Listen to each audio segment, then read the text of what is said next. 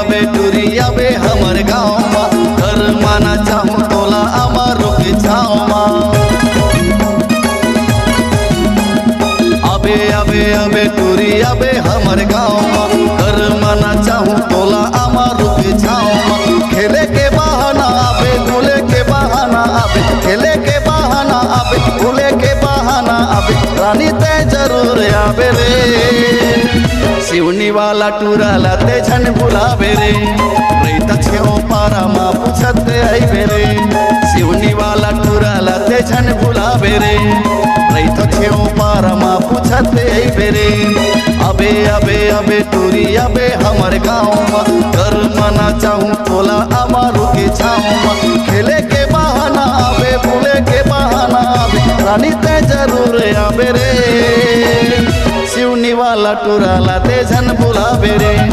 रैत छेओ पारा माँ पूछत आइबे रे सिवनी वाला टूराला ते झन बुलावे रे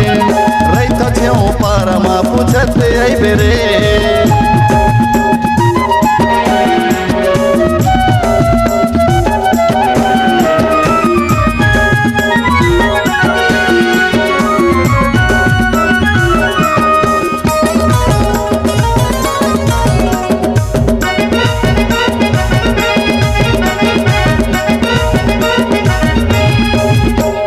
धाकड़ की ना मांदर ला बजाऊं मांदर के थाप में वो तोला न चाहूं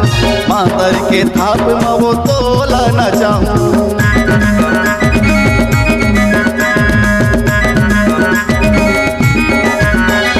धाकड़ की ना मांदर ला बजाऊं मांदर के थाप में वो तोला न चाहूं मांदर के थाप में वो तोला न चाहूं तीर में तैयार रानी हावस का मधुरिया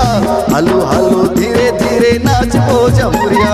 हलू हलू धीरे धीरे नाच पो जमुरिया खेले के बहाना आबे भूले के बहाना आबे खेले के बहाना आबे भूले के बहाना आबे रानी ते जरूर आबे रे सिवनी वाला टूराला ते झन बुलावे रे रैत छेओ पारा माँ पूछत आइबे रे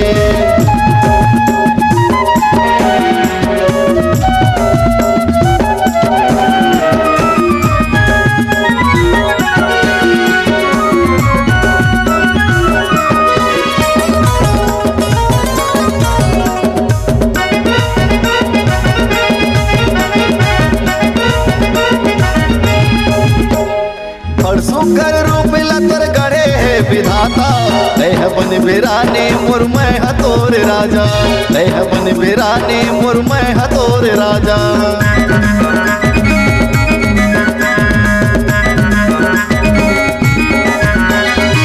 सुकर रूप लतर गढ़े है विधाता लह बन बिरानी मुरमय हतोर राजा लह बन बिरानी मुरमय हतोर राजा कर मना चला बे झोंक मोर न्योता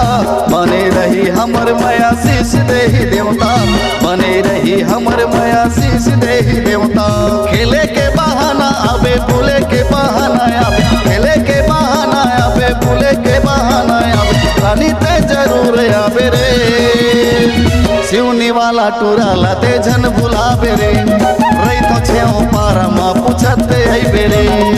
अबे टूरी अबे हमर गाँव माँ कर मना चाहूँ तोला अमर के छाँव माँ अबे टूरी अबे हमर गाँव माँ कर मना चाहूँ तोला अमर के छाँव माँ खेले के बहाना आबे भूले के बहाना आबे खेले के बहाना आबे भूले के बहाना आबे धोरी ते जरूर आबे रे सिवनी वाला टूराला ते झन बुलावे रे रैत छेओ पारा माँ पूछत आइबे रे सिवनी वाला टूराला ते झन बुलावे रे रैत छेओ पारा माँ पूछत आइबे रे सिवनी वाला टूराला ते झन बुलावे रे।